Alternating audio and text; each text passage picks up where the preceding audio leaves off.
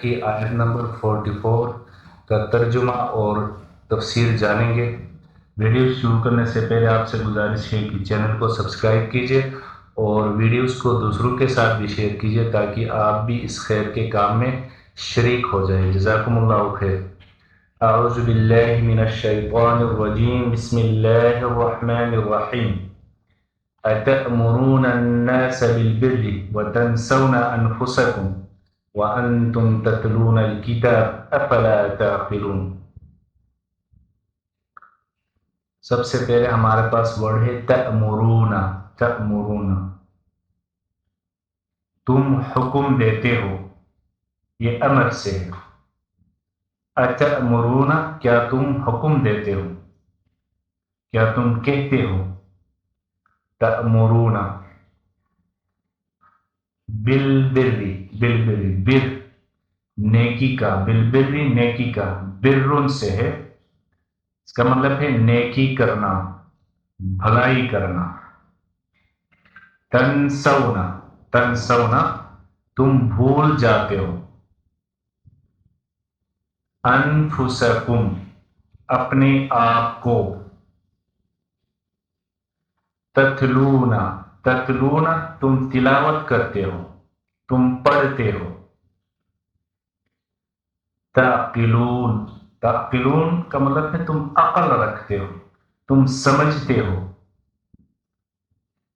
تو اس کا ترجمہ یہ ہوگا کہ کیا تم لوگوں کو نیکی کرنے کا حکم دیتے ہو اور اپنے آپ کو بھول جاتے ہو، حالانکہ تم کتاب اللہ، کتاب یعنی اللہ کی کتاب بھی پڑھتے ہو۔ کیا تم سمجھتے نہیں ہو۔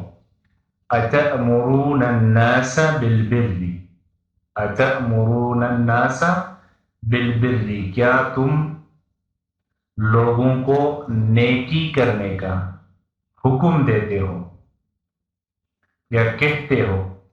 وتنسون، اور بھول جاتے ہو، انفسکم، اپنے آپ کو۔ وانتم تتلون الکتاب، حالانکہ تم کتاب بھی پڑھتے ہو، خدا کی کتاب کو بھی پڑھتے ہو۔ افلا تعقلون، کیا تم سمجھتے نہیں ہو، کیا تم عقل نہیں رکھتے ہو۔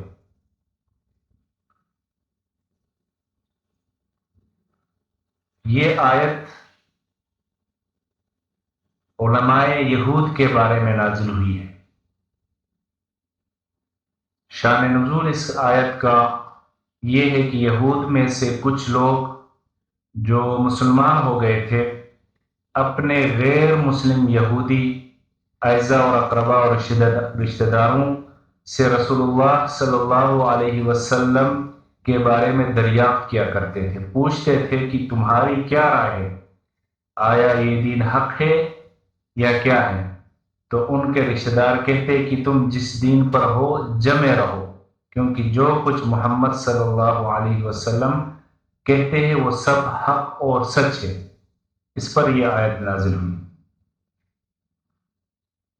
اس آیت کے نازل ہونے کی وجہ بعض مفسرین نے یہ بھی لکھا ہے کہ علماء یہود عوام کو تو تورات پر عمل کرنے کی نصیحت کرتے تھے مگر خود عمل نہیں کرتے تھے، اور محمد صلی اللہ علیہ وسلم کی جو صفت تعریف تورات میں موجود تھی اسے تبدیل کرتے تھے، اس کو بیان نہیں کرتے تھے، اس میں چینجز کرتے تھے۔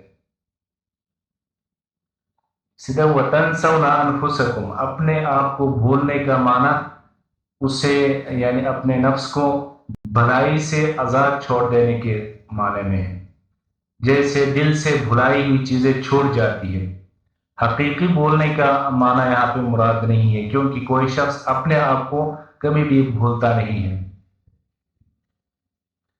وَأَنْتُمْ تَتْلُونَ الْكِتَابَ، تم کتاب الہی کو پڑھتے ہو۔ تو یہاں سے الکتاب سے مراد تورات ہے۔